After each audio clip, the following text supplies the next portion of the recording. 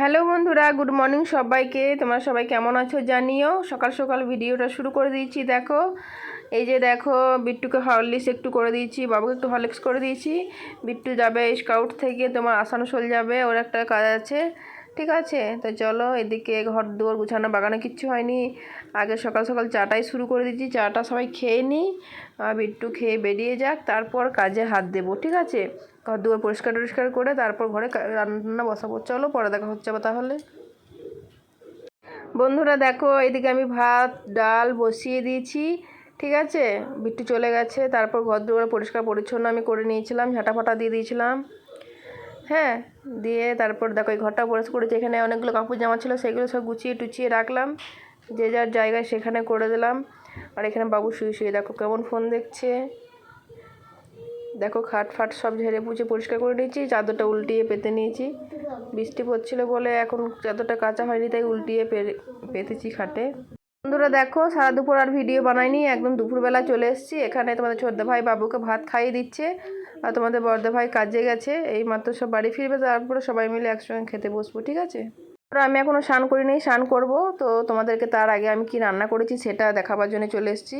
ঝিঙে আলু পোস্ত, ডিম আলুর ঝোল, এখানে করেছি কুমড়োর তরকারি, ঘি করলা ভাজা, ডাল আর ভাত। ঠিক আছে, দুপুরের মেনু। বন্ধুরা দেখো, স্নান টান করে চলে এসেছি। ঠিক আছে, অনেকদিন পর আমি শ্যাম্পু করলাম, চুলে তেল নিয়েছিলাম, তাই শ্যাম্পু ট্যাম্পু করে চলে এলাম।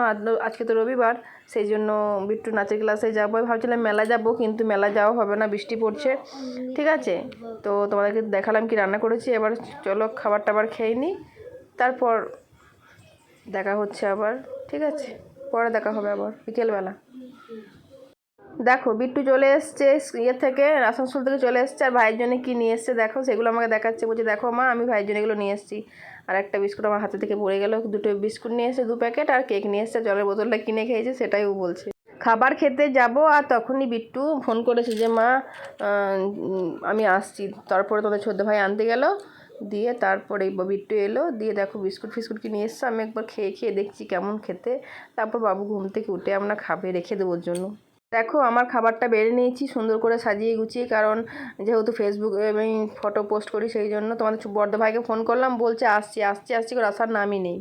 আমাদের খাওয়া সবার কমপ্লিট হয়ে গেছে, তারপর তোমাদের বড়দা ভাই ঘর ঢুকলো, এখন স্নান করছে। দিয়ে যখনই খাওয়া কমপ্লিট হলো, তারপরেই দেখছি বৃষ্টি শুরু হয়ে গেছে। দিয়ে ছাদে চলে এসেছি কাপড় জামাগুলো তোলার জন্য, নইলে আবার ভিজে গেলে আর শুকাবে না।